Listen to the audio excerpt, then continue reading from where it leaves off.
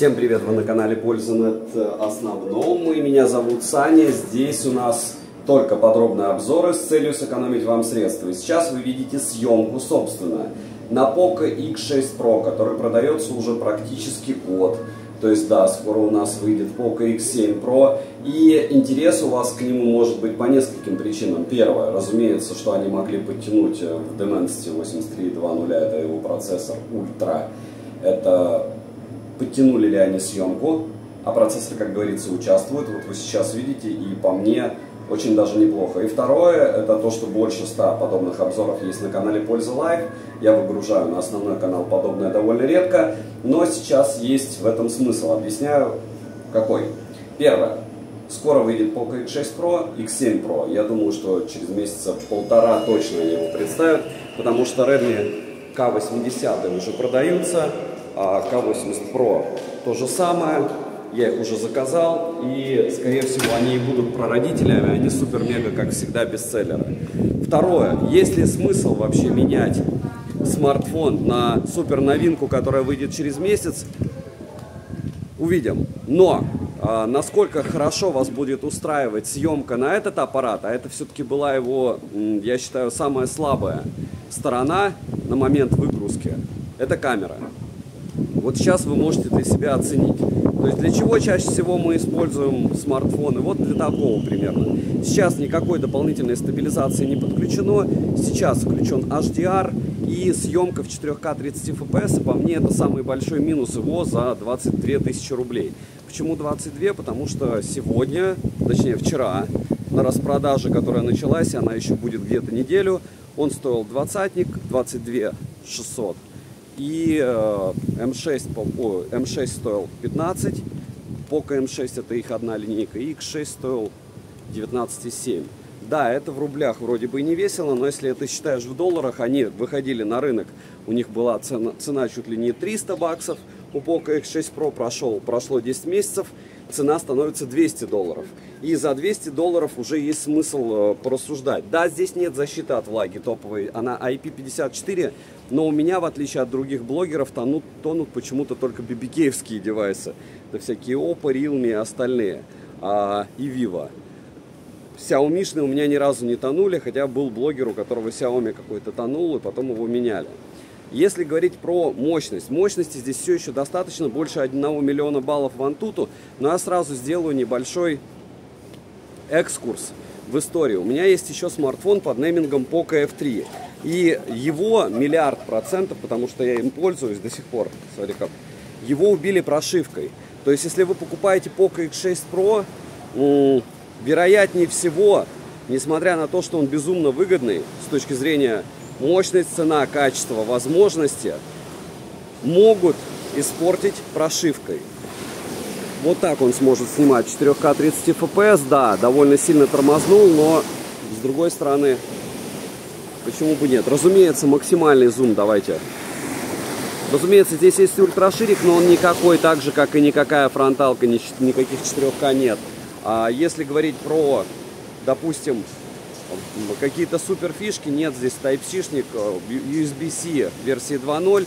Да, здесь зарядник на 67 Вт, хотя в глобале он, ну не в глобале, а в китайской, это Turbo 3 была, смартфончик, он был 90 Вт. Если нет, Turbo 3 это для Poco F6. У этого он был K-серии. Проще говоря, аналог от Redmi K-серии был с 90-ваттной зарядкой. По поводу плотности пикселей экрана, супер кайфово, супер круто.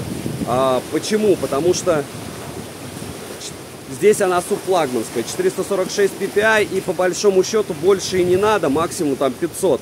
Потому что чем выше плотность пикселей, чем выше яркость, тем что? Правильно, тем быстрее смартфон будет разряжаться. Хватает ли его на день? Хватает, большинство опять же. Как он в играх, разумеется, греется, ничего не поменялось. Как у него, допустим, с связью?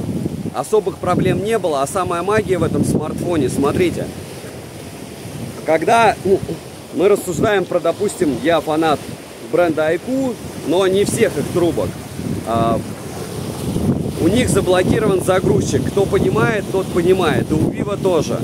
У Xiaomi можно и у Poco извращаться с кастомными прошивками.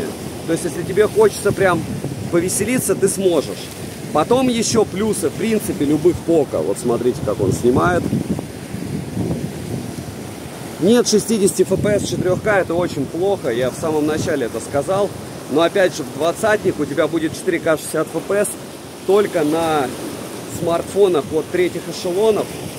И либо это будут китайские смарты, те же, может быть, iQOO, но все равно они будут чуть-чуть дороже. И прикол будет в том, что у тебя не будут все бенды. То есть в покафонах всегда все бенды, это глобальное устройство.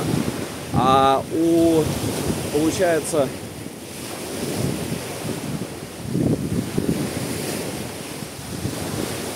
пардон, я здесь прохожу животное. Так вот, а у iQOO-шек не факт, что будут все бенды, и, возможно, будут проблемы с агрегацией частот. Так вот, если вы интересуетесь железками и вам интересно в них ползать, у Poco просто бешеное количество фанатов. И на PDA, по PDA сейчас 1380 страниц, посвященных этому смартфону. Я вам могу сказать, допустим, в глобальной версии нет возможности. Я думаю, вы про Poco и так все знаете. Так вот, нет возможности записывать звонок без уведомления собеседника о начале записи, а нет, можно. Разумеется, здесь стерео, разумеется, с перекосом, разумеется, не самая лучшая вибра, разумеется, яркость 1600 люксов он так и не держит. Но в то же время за эти 10 месяцев с моего первого обзора, было еще их 3, по-моему, количество пользователей увеличилось просто в сотни раз. И вот эти все болячки, а-ля болячки, их уже решение есть, наверное, на все. Ну, единственное, повторяюсь, у тебя он все равно не будет не перегреваться, если ты будешь играть в него в Genshin. Он все равно будет на солнце яркость сбрасывать у экрана довольно быстро. Пусть там и не за 1 секунду сейчас, но все равно быстро. Но камеры подтянули, лишних прошивок не приходит. То есть он обновляется, но я, когда iQOO обновляется, всегда радуюсь. Но и чуть ли не через день выгружают. И ты думаешь, все ли в порядке, ты не успеваешь даже к прошивкам привыкнуть. Xiaomi выгружают часто, но по моим ощущениям не так часто. Вот. Если говорю, самое интересное для людей, которые любят копаться в этих прошивках, что у Poco все кастомизируется намного больше. Если говорить про стоимость, смотрите, о чем мы уже, в принципе, говорили. $200 его можно много где приобрести. На Алихе часто, на Авито часто. Есть ли смысл брать его или ждать Poco X6 Pro? Ну, Poco X6 Pro выгрузят точно не дешевле, чем за 26, а скорее всего 30.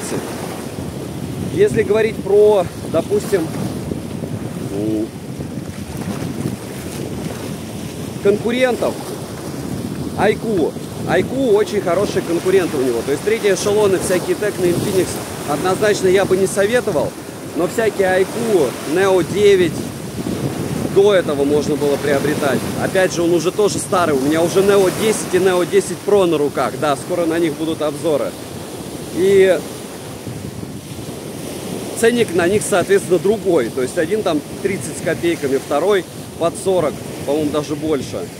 И если нужна рабочая лошадка, если у вас до этого были покафоны, потому что нужно будет все равно удалять 100% всякие рекламные штуки, потому что у Xiaomi в прошивке они всегда есть. Ну или не удалять, допустим, у меня многие знакомые не удаляют. То это хороший вариант. И повторяю, здесь нет китайщины. То есть у Poco в принципе не бывает китайщины. Можно долго рассказывать по поводу корпусов, что если это кожзам, то он убьется за полгода. Хотя я фоток, вот, кстати, у Poco не видел, как народ убивал. Потому что чаще всего ты все равно будешь носить в чехле.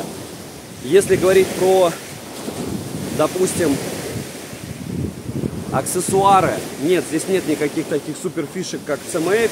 Знаете, там можно заднюю крышку у них менять, распечатывать CMF Phone 1. Но как рабочая лошадка, можно даже не его рассматривать, а Poco M6 Pro. Poco M6 Pro стоит 15, Poco X6 стоит 19 с копейками, 19 800. И Poco это на сегодняшний день, потому что курс был 82, и вот считайте, если курс был 82, то можно было бы Poco X6 Pro покупать за 17. Я бы здесь по камням бегал и кричал: вау, ничего себе, как круто. Но, к сожалению, такого курса нет. Поэтому, соответственно, и нет в рублевом эквиваленте таких цен. А электроника покупается за валюту. Будь то юани, будь то доллары, они одинаково меняются к другим валютам и растут вместе. Вот, так что, если вам интересен смартфон, но вы четко понимаете, что у вас минус 10 месяцев использования с поддержкой, потому что логично, что они сейчас продают, опять же, старое. Старое, нового нету.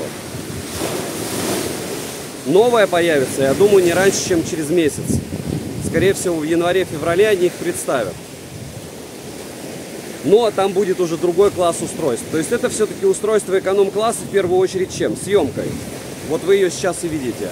А по поводу обзоров, вот вы сейчас видите этот обзор, можно было его смотреть и без звука.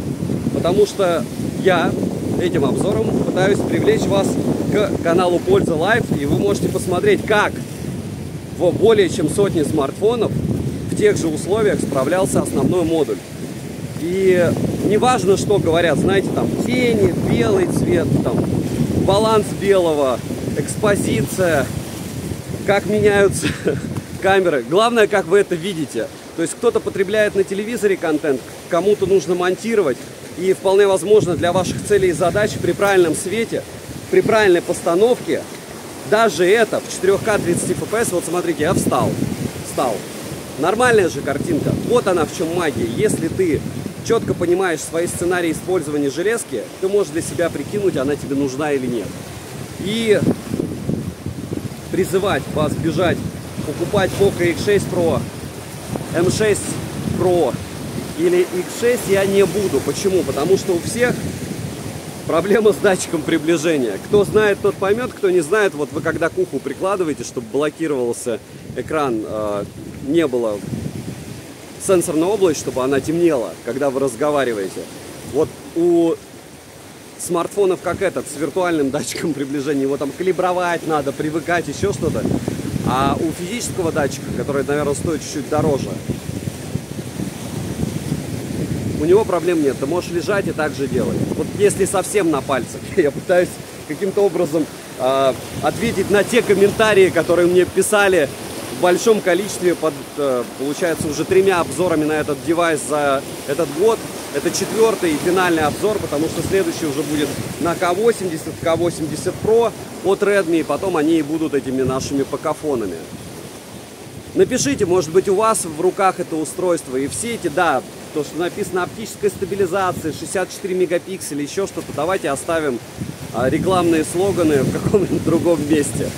Железка имеет конкурентов. Если говорить про, допустим, наличие телевиков, это, разумеется, Redmi Pro Plus, но они стоят дороже. Притом на 1006 у них процессоры менее мощные. Я бы мог сказать, как люблю говорить, что у вас мощный процессор, и значит есть запас, чтобы система не тормозила.